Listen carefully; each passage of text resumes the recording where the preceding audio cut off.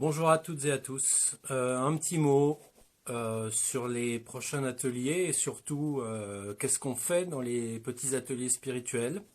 Donc que ce soit dans des échanges de groupe ou dans des échanges en individuel.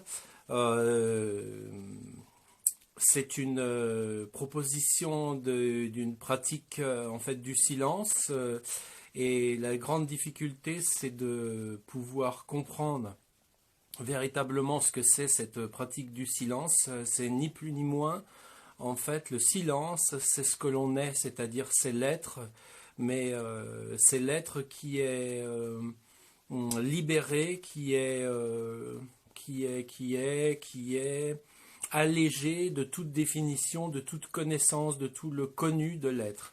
C'est-à-dire que ça nous permet, pourquoi c'est important et pourquoi ça va nous aider, parce que lorsque l'on rencontre son être, c'est-à-dire le silence, c'est-à-dire pas une image de nous, pas une définition mentale, pas un connu de nous, mais ce qui précède en fait les objets, ce qui précède le mental, pardon, ce qui précède le corps, ce qui précède tout ce qui apparaît en fait dans l'être, ce que des fois on appelle témoin.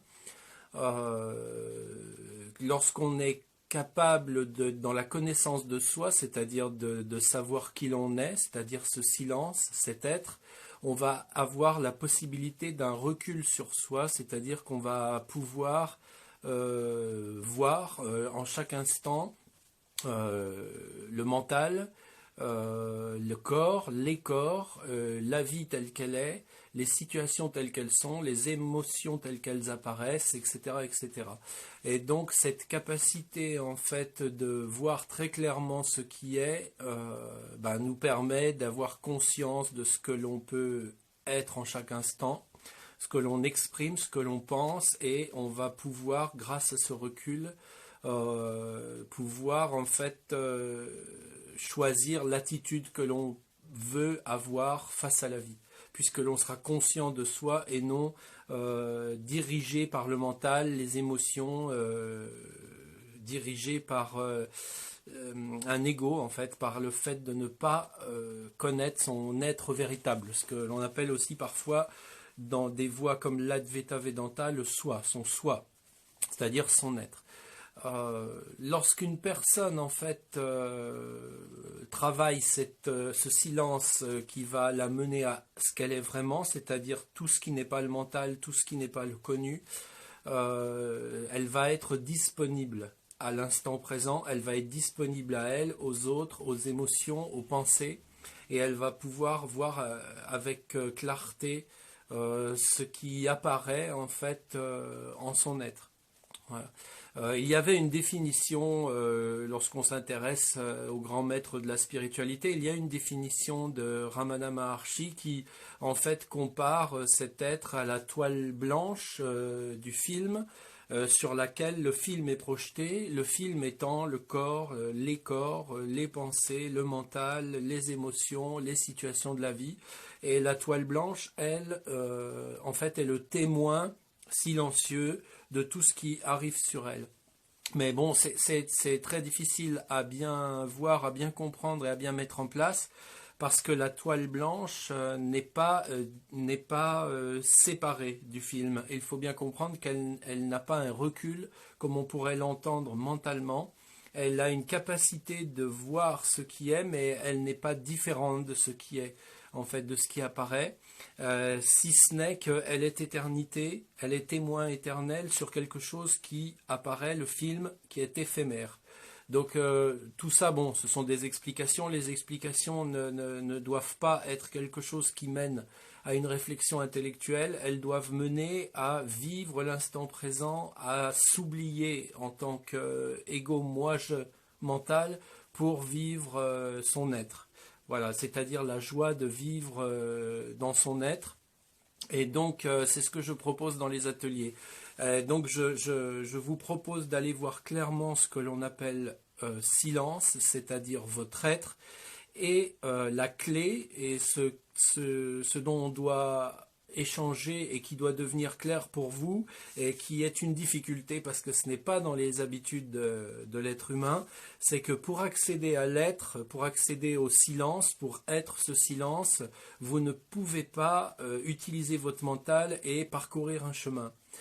Beaucoup de gens, que ce soit des enseignants ou des personnes qui suivent des voies, restent totalement dans le mental, c'est-à-dire qu'elles font constamment une démarche de chemin à travers le mental pour essayer d'aller quelque part. C'est-à-dire qu'il y a en fait une personnalité je qui va se rendre quelque part, comme on pourrait aller de chez nous au magasin faire les courses, et donc on prendrait notre voiture ou nos jambes ou notre vélo pour en fait se déplacer d'un endroit à un autre.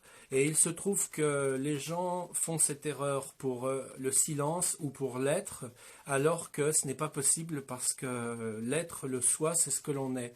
Et donc, il ne faut pas justement parcourir un chemin ou prendre sa voiture pour aller à soi, ce qui ne permettrait pas, qui créerait un nouveau voile sur soi, mais il faut plutôt comprendre qu'il faut enlever toute démarche mentale afin que vous soyez dans le silence de votre être.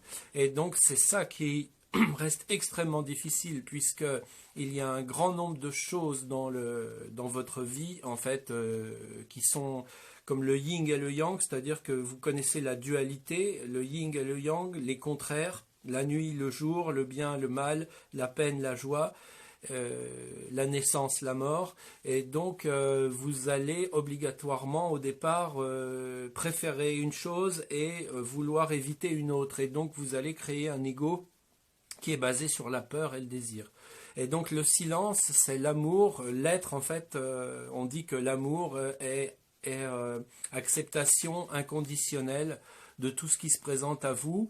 J'insiste aussi là-dessus parce qu'il y a beaucoup de choses qui ne sont pas comprises et qu'il faut voir en fait en détail, mais ça ne veut pas dire je vais être en accord avec tout, je vais laisser faire les choses comme elles sont. Si j'ai un compagnon violent et alcoolique qui me bat, je vais dire oui à tout parce que je suis en amour. Non, ce n'est pas ça. L'amour est une reconnaissance des choses telles qu'elles sont, donc aussi de vous-même et de votre intuition et de votre inspiration. Bien entendu, ça mène plutôt à la paix et à la volonté de partager dans l'amour.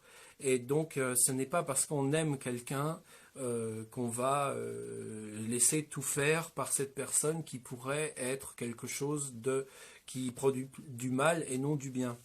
On ne combat pas le mal, en tout cas pas par un combat de mal, on combat le mal en étant un exemple de bien, ce qui est différent. Donc voilà, ces ateliers ont pour but, si j'ose dire, de vous montrer tout ce qui est ajouté, tout ce qui prendrait un chemin, et en général une personne en recherche spirituelle va avoir la difficulté de vouloir, face à un véritable enseignement spirituel, prendre sa voiture pour faire ce chemin. Et donc, ce qu'on appelle satsang ou rencontre avec une personne qui vous mène à votre être, c'est quelqu'un qui va vous montrer comment ne pas faire ce chemin et vous aider à ne pas faire ce chemin, ce qui n'est pas facile. La première envie en fait de l'être humain, c'est de se rassurer, de sécuriser, de connaître, donc d'utiliser le mental. Donc il tentera de faire sa voie spirituelle par le mental. Et ce n'est pas possible pour parvenir au résultat. Voilà ce que je propose en fait dans des ateliers en groupe ou dans les séances en individuel, c'est apprendre à aimer ce qui est, apprendre à regarder ce qui est, être disponible à ce qui est à partir de notre être. Et donc en oubliant l'ego, le mental je, qui ne permet pas de voir, d'aimer et d'accueillir ce qui est. Voilà, c'est une partie de tout ce que l'on peut faire, parce que le chemin spirituel est très vaste et profond, mais ça permet en tout cas de jour en jour, de semaine en semaine, de trouver plus de quiétude, plus de disponibilité, plus de clarté dans les choses qui nous arrivent et dans ce que l'on peut être. Je vous donne donc rendez-vous, pour ceux que ça intéresse, dans les ateliers actuellement par Skype ou par votre navigateur internet pour les rendez-vous à distance. Il y en a un mardi prochain, je crois, à 20 heures, non, vendredi prochain à 20 heures et peut-être bien lundi 8, je crois, à 20 heures. Mais juin, pas mai, mais juin, et déjà. Et puis, je vous donne sinon rendez-vous dans les prochains ateliers, vous trouverez les dates sur le site, et bientôt le nouveau site que nous avons entièrement reconstruit qui devrait être bientôt opérationnel, où vous retrouverez des textes, des vidéos, et puis toutes les informations sur les démarches. Et puis on peut se retrouver en individuel pour ceux que ça intéresse pendant une bonne heure, à distance aussi, ou sur place en Bourgogne, à Dijon.